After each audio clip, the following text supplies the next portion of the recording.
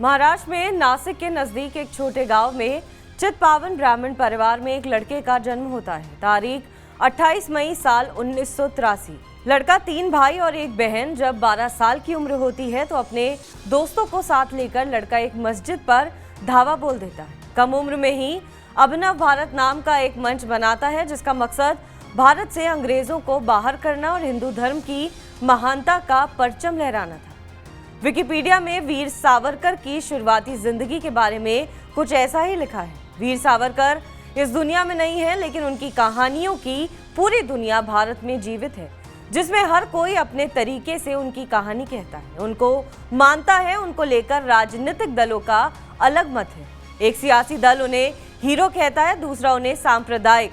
अभी हाल ही में वीर सावरकर की जिंदगी पर एक फिल्म भी आई थी। रणदीप हुड्डा सावरकर की भूमिका में थे। कहने का मतलब ये है कि वीर सावरकर ना होकर भी भारतीय समाज में है, भारत की राजनीति में है। तभी तो राहुल गांधी ने कहा था कि मेरा नाम सावरकर नहीं है, मैं राहुल गांधी हूँ।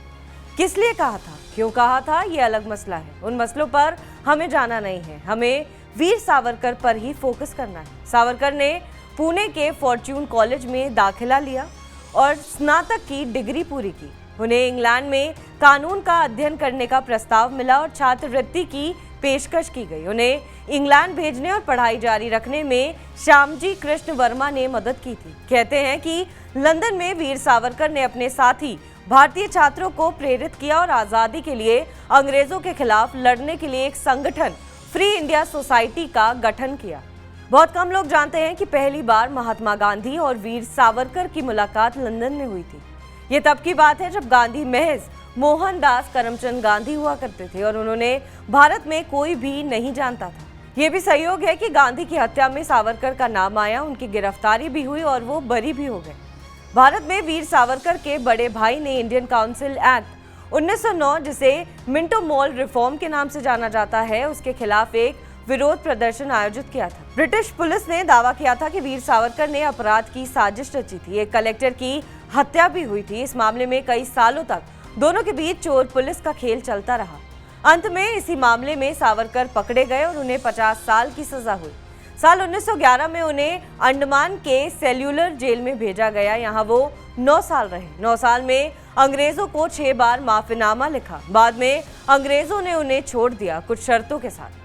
वीर सावरकर के बाद की जिंदगी एक तरह से ऐसे ही बीती, क्योंकि ना तो संघ चाहता था कि उनके नाम से वो जुड़े और ना ही कोई अन्य पार्टी, लेकिन फिर भी सावरकर एक तबके के हीरो बने रहे। कहते हैं कि पूर्व प्रधानमंत्री अटल बिहारी वाजपेयी ने सावरकर को भारत रत्न देने का आवेदन लेकर राष्ट्रपति के नारायण के पास गए, लेकिन उन्होंने मना कर दिया। पीएम मोदी जब संसद में वीर सावरकर की तस्वीर को नमन कर रहे थे तो ये एक नया संदेश था कि सावरकर भारत में उतने अकेले नहीं हैं। सावरकर न सिर्फ क्रांतिकारी थे, बल्कि एक लेखक भी थे और एक ऐसे कवि भी जिसने जेल में रहते हुए पत्थर से 6000 कविताएं लिख डाली। सावरकर हिंदू राष्ट्र की बात करते थे, 2 नेशन की बात करते थे, लेकिन उनकी जिंदगी में काफी विरोधाभास भी रहा। 12 साल का लड़का जो मस्जिद पर धावा बोल देता है, उसने मुस्लिम लीग के साथ मिलकर सरकार भी बनाई। सावरकर कभी आरएसएस के सदस्य नहीं रहे, ना ही जनसंघ के, लेकिन आज भी इन दोनों जगहों पर उनका नाम इज्जत से लिया जाता है।